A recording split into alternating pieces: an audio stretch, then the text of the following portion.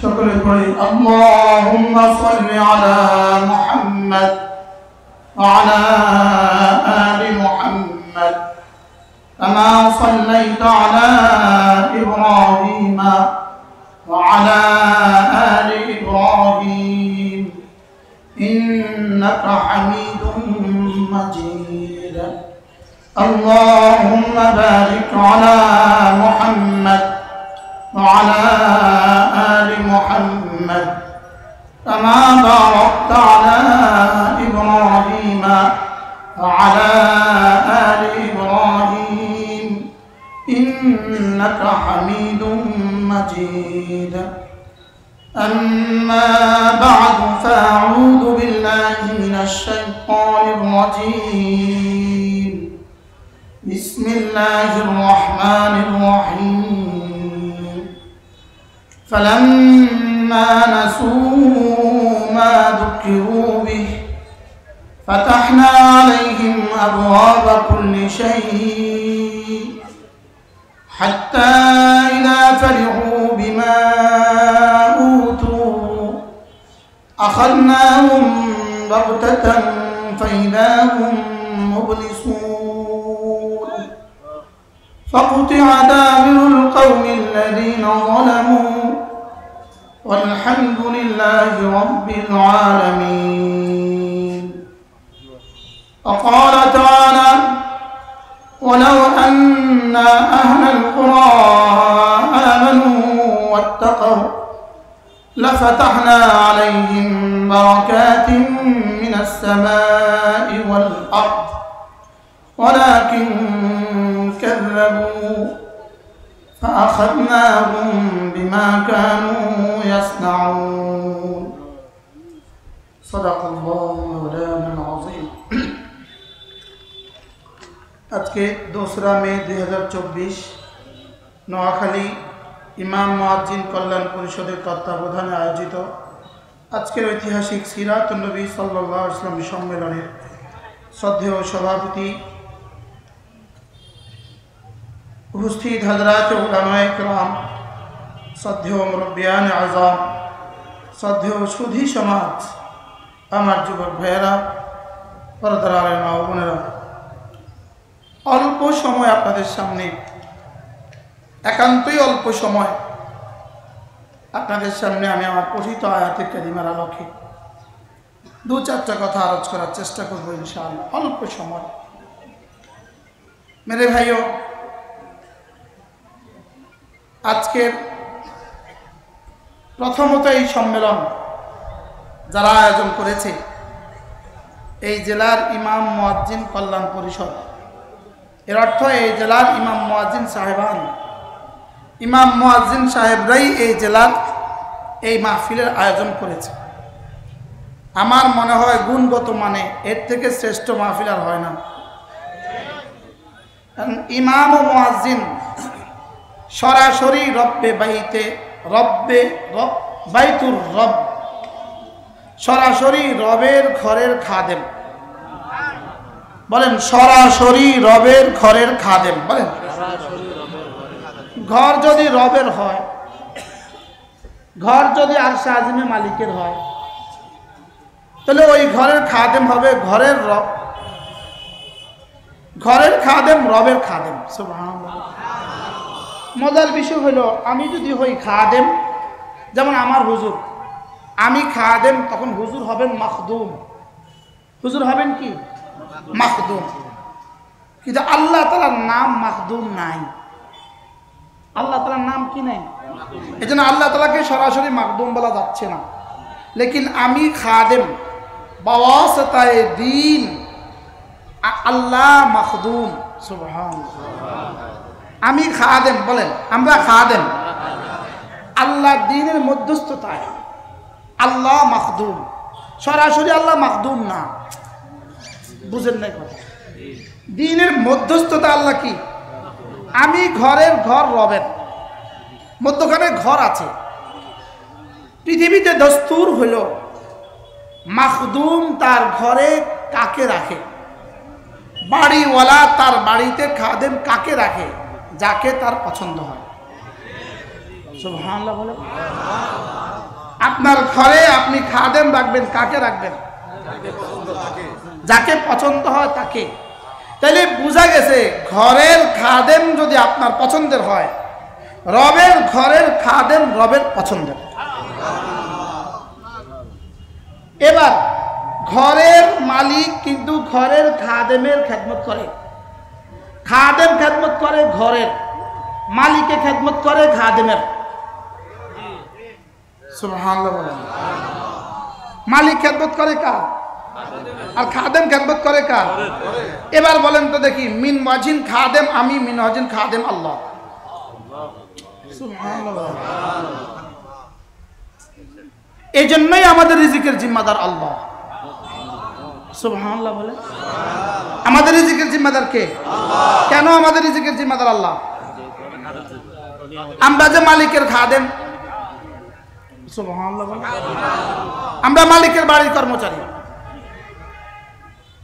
যদি ডিসি সাহেবের কর্মচারী সমস্ত কর্মচারীদের মধ্যে শ্রেষ্ঠ কর্মচারী হয়, এমপির কর্মচারী সমস্ত কর্মচারীদের মধ্যে শ্রেষ্ঠ কর্মচারী হয়, যদি মন্ত্রী মহোদয়ের কর্মচারী সমস্ত কর্মচারীর মধ্যে শ্রেষ্ঠ কর্মচারী হয়, প্রধানমন্ত্রী কর্মচারী যদি সমস্ত কর্মচারীর মধ্যে শ্রেষ্ঠ কর্মচারী হয়, রব্বে আরশে আজিমের ঘরের কর্মচারী পৃথিবীতে শ্রেষ্ঠ কর্মচারী কি হয়? আমি কি বুঝাতে পারছি আপনাকে? বলেন। এজন্য ফালিয়াবুদু রাব্ব হাযাল বাইত, এই ঘর ওই ঘরের অংশ। সুবহানাল্লাহ। এই ঘর ওই ঘরের রবের ঘরের কি অংশ। এখন মাসআলা, আমার রব খেদমত করবেন, লেকিন রব বলছেন শোনো, আমি খেদমত, আমি আম দিতে পারি তবে আম গাছ ছাড়া দেই না, আমি জাম দিতে পারি তবে জাম গাছ ছাড়া দেই না, আমি দুধ দিতে পারি তবে গাভী ছাড়া দেই না, আমি বাচ্চা দিতে পারি তবে স্বামী স্ত্রী ছাড়া দেই না। এদের খেদমত আমি করবো, এটা আমার জিম্মাদারি, তবে আমি নিজে করি না, তোমাদেরকে দিয়ে করাই। কি তোমাদেরকে দিয়ে কি করি? এবার বলেন আমাদের জিম্মাদারি কি? বলেন বুঝি আমাদের জিম্মাদারি কি? আমাদের জিম্মাদারি রবের ঘরের খাদেমদের খেদমত করা। সুবহানাল্লাহ বলেন। আমাদের জিম্মাদারি কি? রবের ঘরের খাদেমদের কি করা? এবার বলুন তো দেখি, তাইলে কি আমাদের ইমাম সাহেবদের বেতন এদেশের সবচেয়ে কম হওয়ার কথা? সভাপতি সেক্রেটারি এবার চুপ থাকতেন, সব সভাপতি সেক্রেটারি যারা আছেন সব এবার চুপ থাকতেন। আমাদের ইমাম মুয়াজ্জিন সাহেবদের বেতন কি সবচেয়ে বেশি হওয়ার কথা না সবচেয়ে কম হওয়ার কথা? কার ঘরের খাদেম? জিম্মাদারি এটা কার? কিন্তু জব জিম্মাদারি আদায় করবেন কাকে দিয়া? আমাদেরকে দিয়া। বুঝতে পারতেছি না। এই সভাপতি সেক্রেটারিকে দিয়া, এই মসজিদের কমিটি দিয়া এই ঘরের রবের খাদেমের খেদমত করার জিম্মাদারি রব তুলে দিয়েছে। বলে আমার জিম্মাদারিটা তোরা আদায় কর। সুবহানাল্লাহ বলেন। আমার জিম্মাদারি কি কর? তোরা আদায় কর। এই জন্য ইমাম মুয়াজ্জিনের বেতন কি হওয়া উচিত ছিল? বলেন। আবার বলেন কি হওয়া উচিত ছিল? সবচেয়ে বেশি হওয়া উচিত ছিল কিনা বলেন। আপনি মসজিদের মার্বেল পাথর লাগালেন, কোটি টাকা ব্যয় মসজিদের মার্বেল লাগালেন, লেকিন 1000 টাকা বেতনে মুয়াজ্জিন রাখতে পারলেন না কেন? জবাব নেই।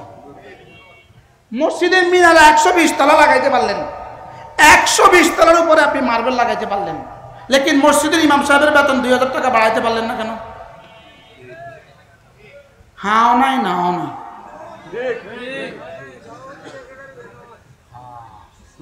বিষয়টা কি বাস্তব না বাস্তব?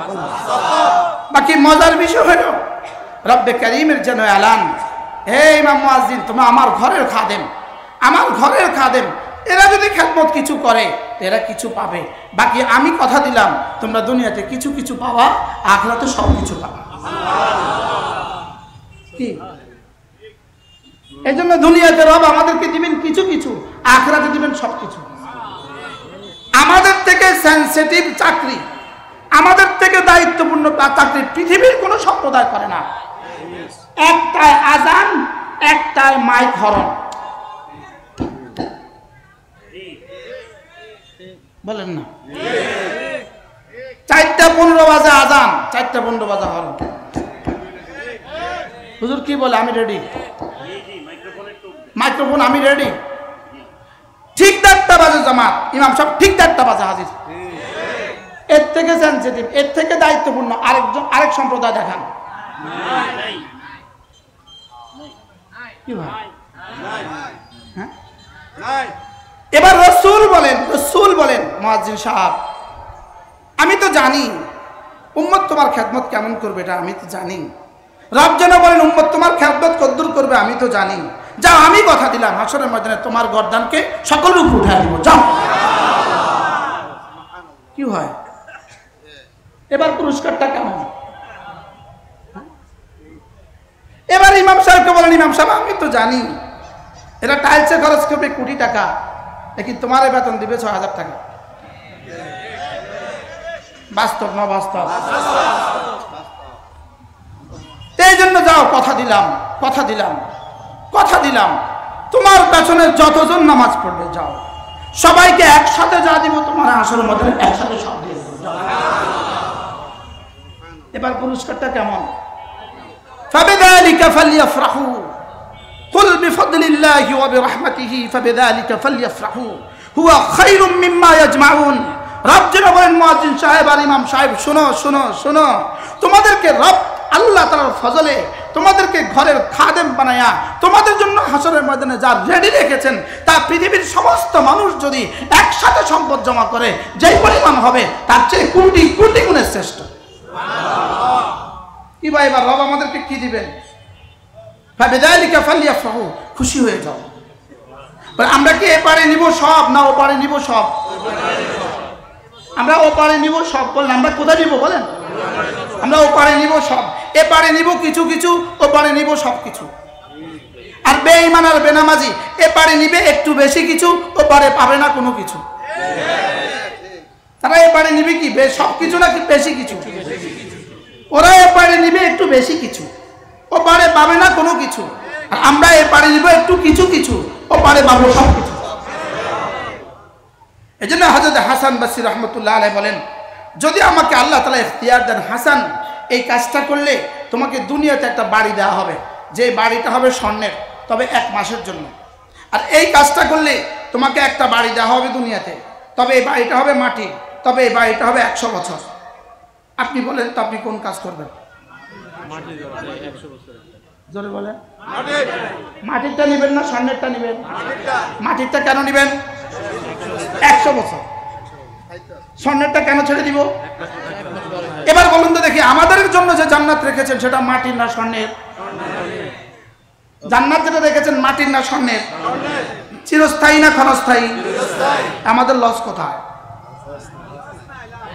সুবহানাল্লাহ বলেন। কি বলেন?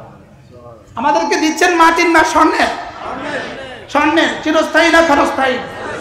এর বিপরীতে বেঈমান ও বেনামাজিকে দিচ্ছেন মাটির না স্বর্ণের? মাটি। চিরস্থায়ী না ক্ষণস্থায়ী? আমরা লস কোথায়? এই জন্যই হুয়া খায়রুম মিম্মা ইয়াজমাউন ওয়া রিজকু রাব্বিকা খায়রুম ওয়া আবকা ওয়া রিজকু রাব্বিকা খায়রুম ওয়া আবকা। মুয়াজ্জিন সাহেব দুনিয়াতে আজান দিয়ে মসজিদের খেদমত করে করে অল্প কয়টা বেতন নিয়ে বড় কষ্টে জীবন যাপন করেছো। মুয়াজ্জিন, তোমার একবার আল্লাহু আকবারের বিনিময়ে আমি তোমাকে যা দিব তা সারা পৃথিবীর সমস্ত বেঈমানের, সারা পৃথিবীর সমস্ত দুনিয়ার চেয়েও শ্রেষ্ঠ। ওয়া রিজকু রাব্বিকা খায়রুম ওয়া আবকা। সুবহানাল্লাহ বলেন, ওয়া রিজকু রাব্বিকা খায়রুম ওয়া আবকা। সুবহানাল্লাহ। এই জন্য আমরা যারা ইমাম মুয়াজ্জিন আছি খুশি হয়ে যান, বলেন আলহামদুলিল্লাহ। বলেন ইমাম মুয়াজ্জিন সব সব বলেন আলহামদুলিল্লাহ। রব আমাদেরকে আল্লাহর ঘরের খাদেম বানিয়েছেন। রব আমাদেরকে কি বানিয়েছেন? আপনারা কায়নাতের শ্রেষ্ঠ মানুষ, আপনারা কায়নাতের শ্রেষ্ঠ মানুষ, আপনি পৃথিবীর শ্রেষ্ঠ মানুষ। তবে যে না বুঝে মনে মনে তারে বুঝাইবো কোন জনে?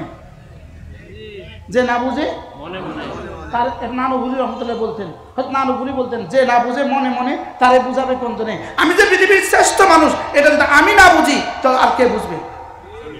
আমি তো এটা বুঝলাম না। যদি আমি বুঝতাম তাহলে আমি মোবাইলে ঢুকতাম না। এবার জি কোন এবার জি আসতে হয়েছে, দেখছেন কি শ্রেষ্ঠ মানুষ যারা, সমাজের দামি মানুষ যারা, সমাজের দামি মানুষ যারা, এরা বেদাবি কাজ করে না। দামি মানুষ যারা এরা কি করে না বলেন? এরা বেদামি কাজ করে না। দামি মানুষ বেদামি কাজ করে না। উদাহরণ দিলে কেউ মনে কষ্ট পাবেন না, কেউ মনে কষ্ট পাবেন না। ডিসি সাহেব সাইকেল চালায় না,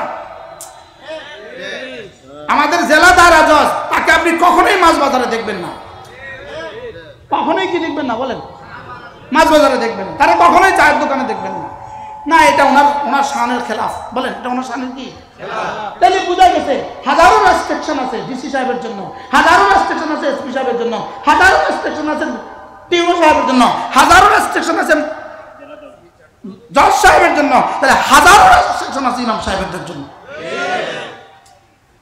আমি মনে বুঝাইতে পারিনি কি আছে বলেন? কিছু বাধ্যবাধকতা আছে কিনা বলেন? এই বাধ্যবাধকতা কিছু সীমাবদ্ধতা আছে কিনা বলেন?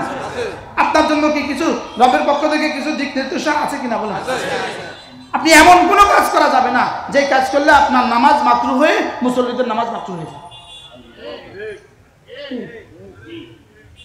কোন ইমাম যদি দাড়ি কাটে কোন ইমাম এক মুষ্টির নিচে, কোন ইমাম যদি এক মুষ্টির নিচে দাড়ি কাটে, তা আমি কি বলি জানেন? দাড়ি যদি তোকে কাটতে হয় তুই ইমাম হইলি কেন? আর ইমাম যদি হইতে হয় দাড়ি কাটলি কেন? কি বলছি বলেন তো, বলেন না। দাড়ি যদি কাটতে হয় তো তুমি ইমাম হলে কেন? কথা বলেন। আর ইমাম যদি হইতে হয় দাড়ি কাটলে কেন? এটা তুমি ইমাম আছে না নাই? তাহলে ইমাম সাহেবদের জন্য এটা করা যাবে না। খুদা না খাস্তা কিছু কিছু ইমাম যদি টাকুর নিচে পায়জামা পরে, আমি বলি আপনি যদি ইমামই হয়ে থাকেন তো টাকুর নিচে পায়জামা পরলেন কেন? আর টাকুর নিচে পায়জামা পরা যদি আপনার ভালো লাগে তো ইমাম হলেন কেন? বুঝাতে পারলাম না কি ভাব? তাইলে বোঝা গেছে এই জাতীয় হাজারো বিষয় আমার জন্য আছে যেগুলো থেকে আমি ইমাম মুয়াজ্জিন বেঁচে থাকতে হবে। আল্লাহ কইবেন ইমাম মুয়াজ্জিন দেওয়া শোনা লাগে না নাইছি কি? একজন ইমাম ঠিক হওয়া মানে পুরো সমাজ ঠিক হওয়া। বলেন একজন ইমাম ঠিক হওয়া মানে কি? পুরো সমাজ ঠিক হওয়া। কোন ইমাম মোবাইলে গুনাহ করার সুযোগ নেই। বলেন বলেন বলেন বলেন। একবার জেলা জামে মসজিদে আমাদের স্থায়ী মজলিসে এই পুলিশ ট্রেনিং এর সেন্টারের একজন পুলিশ অফিসার আমাকে বলেছেন, হুজুর আমার মসজিদে একজন ইমাম দিতে হবে যিনি যার কাছে মানুষ পানি পড়ার লেগে আসে। আমি কই স্যার আমাদের কাছে ওই যোগ্যতা কোথায়? কোন যোগ্যতা দিয়ে বুঝবো কোন ইমামের কাছে পানি পড়া নিতে আসে? হুজুর এই যোগ্যতা তো সহজ, ইমাম সাহেব যদি ছোট মোবাইল ব্যবহার করে বড় মোবাইল ব্যবহার না করে তো মানুষ পানি পড়া নিতে আসবে।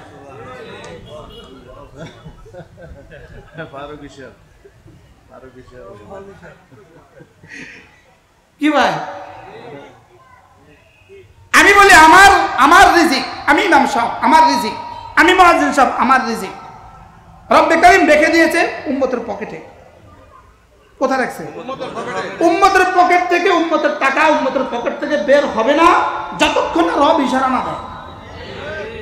আর রব ততক্ষণ পর্যন্ত ইশারা দিবে না যতক্ষণ পর্যন্ত রবের সাথে আমার কানেকশন না হয়। সুবহানাল্লাহ বলেন।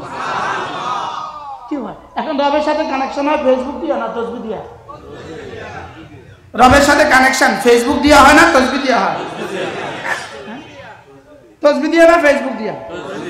যেমন ধরেন একজনের ছেলে কুয়েত থাকে, তো ছেলে প্রথম বেতনটা পাইয়া বললো আব্বা আমাদের ইমাম সাহেব হুজুরকে 1000 টাকা হাদিয়া দিবেন। ইমাম আব্বা মসজিদে এসে তাকে হুজুর ফেসবুকে ডুবে গেছে, টাকা দিব না ফেরত লয়ে যাব? ফেরত নিয়ে যাবো কফুত আমি যে হুজুর হই। হ্যাঁ এবার আয়েশা দেখলো হুজুর তেলাওয়াতে মগ্ন, সুবহানাল্লাহ। আয়েশা দেখলো হুজুর জিকিরে বিভোর হয়ে আছে, আয়েশা দেখলো হুজুর মুতালা করতেছে, এমন ভাবে কিতাবে ডুবে গেছে হুজুর ওই লোকের দিকে চেহারা তোলার টাইম নাই। এবার বলুন তো দেখি এই লোকের হৃদয়ে কেমন মহাব্বত হবে? ফুতরে ফোন দিয়া দেবো, ফুত 1000 দিতে শরম লাগে, ফুত 2000 দি। সুবহানাল্লাহ বলেন। আমাদের রিজিকে, আমাদের রিজিক, আমাদের তাসবিহাত আমাদের রিজিক, আমার জিকির ও তাকওয়া আমার রিজিক, আমার তেলাওয়াত আমার রিজিক। সুবহানাল্লাহ। তাহলে এবার বলেন তো দেখি আমাদের কি করণীয়? আমরাই পারি পুরো জাতিকে বাঁচাতে, আমাদের দিকেই চেয়ে আছে জাতি। আল্লাহ মেহেরবানি করে আমাদেরকে 4 বিষয়ের উপর উঠার তৌফিক দান করেন। ইলম, ঈমান, আমল ও তাকওয়া। বলেন ইলম, ঈমান, আমল, তাকওয়া। বলেন ইলম, ঈমান, আমল, তাকওয়া। আবার বলেন সহজ ভাষায়, সহজ কথায়। ইলম হলো গাড়ির জন্য লাইট, ঈমান হলো গাড়ির জন্য ইঞ্জিন, আমল হলো গাড়ির জন্য বডি, আর তাকওয়া হলো গাড়ির জন্য ব্রেক। সুবহানাল্লাহ বলেন। কয়টা লাগবে? কি কি? ইলম। 1 নম্বর কি? 2 নম্বর কি? ঈমান। 3 নম্বর কি? আমল। 4 নম্বর কি? তাকওয়া। ইলম কি? যে ইলম কি গাড়ির জন্য কি? আবার বলেন। তাহলে গাড়ির জন্য ইলম হলো লাইট। লাইট যেমন গাড়ির জন্য, একজন মানুষের জন্য ইলম তেমন। গাড়ি যেমন লাইট ছাড়া গন্তব্যে জীবনে কখনো যাবে না, লাইট ছাড়া গাড়ি রাত্রিবেলা জীবনে কখনো গন্তব্যে যাবে না, ইলম ছাড়া একজন মুসলমান জীবনে কখনো গন্তব্যে যাবে না। এবার বলুন তো দেখি, ইলম কি শুধু ইমাম সাহেবের জন্য না, সব মুসলমানের জন্য?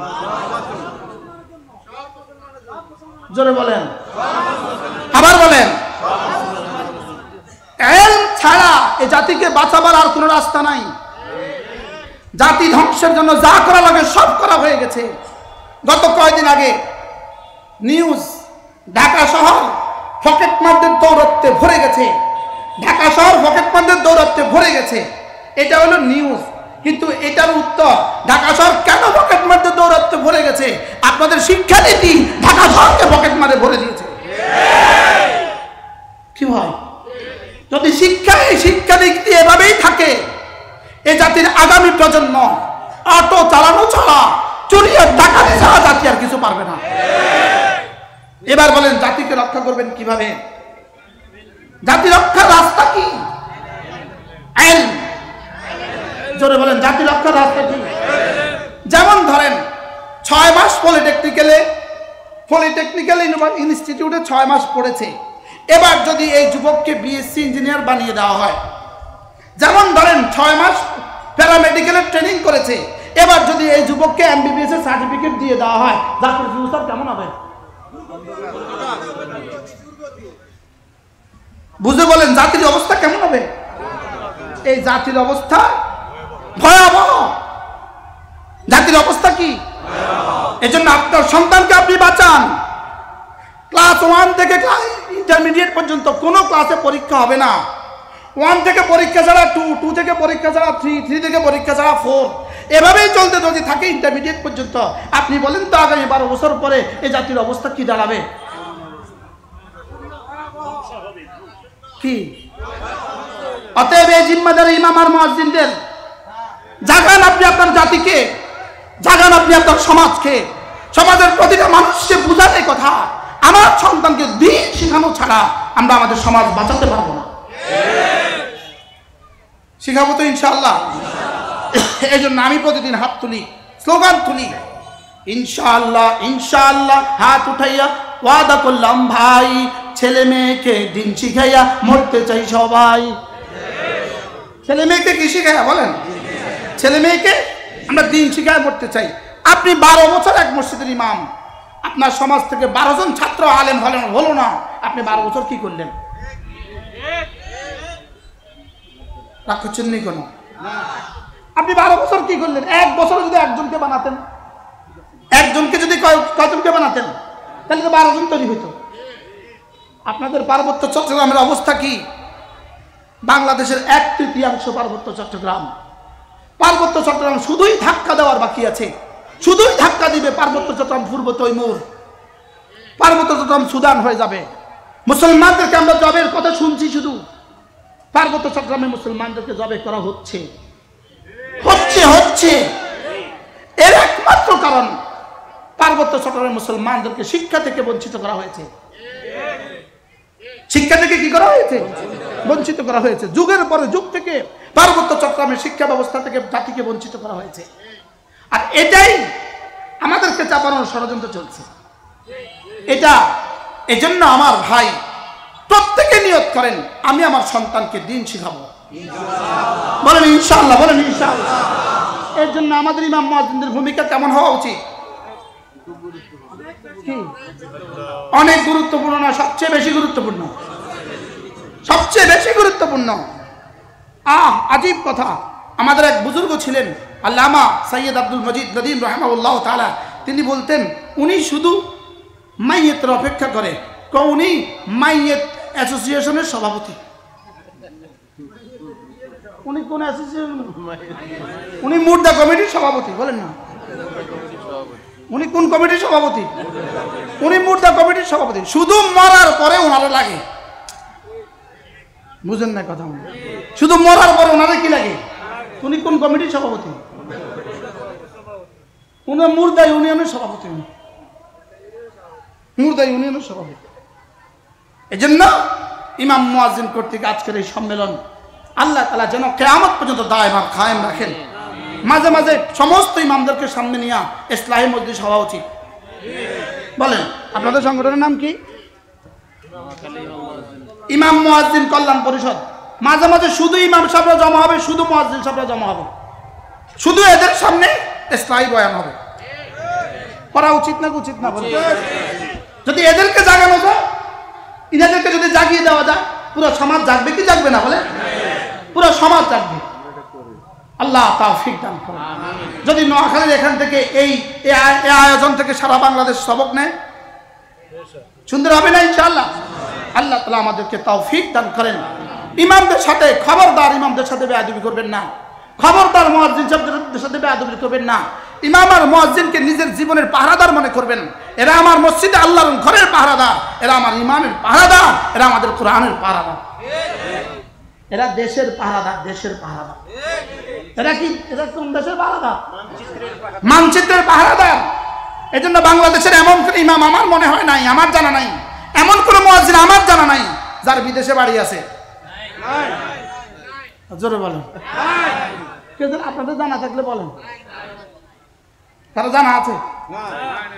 আমার মনে হয় বাংলাদেশের খতিবদের বেতনের মধ্যে আমার বেতন উল্লেখযোগ্য, আমার বেতন উল্লেখযোগ্য। কইতার না কইলে আমরা ব্যাকে মুখ দোষ লাগাই দিবেন। আমার বেতন উল্লেখযোগ্য, কিন্তু আপনারা ইমামকে আপনি আপনার জীবনের অংশ মনে করবেন, আপনার জীবনের অংশ মনে করবেন। আমি বলি আপনি যখন লুঙ্গি কিনবেন, দুইটা লুঙ্গি কিনবেন, একটা কিনবেন আপনার জন্য, একটা কিনবেন আপনার ইমামের জন্য। এবার আর ঠিক কয় না, কারণ উনি না আমার জীবনের অংশ, উনি আমার নামাজের জিম্মাদার। সুবহানাল্লাহ, উনি আমার জীবনের সবচেয়ে বড় ইবাদতের জিম্মাদার। আপনি যখন চালের বস্তা কিনবেন, তখন ইমাম সাহেবদের জন্য এক বস্তা কিনবেন। জি কয় না, কেউ জি কয় না।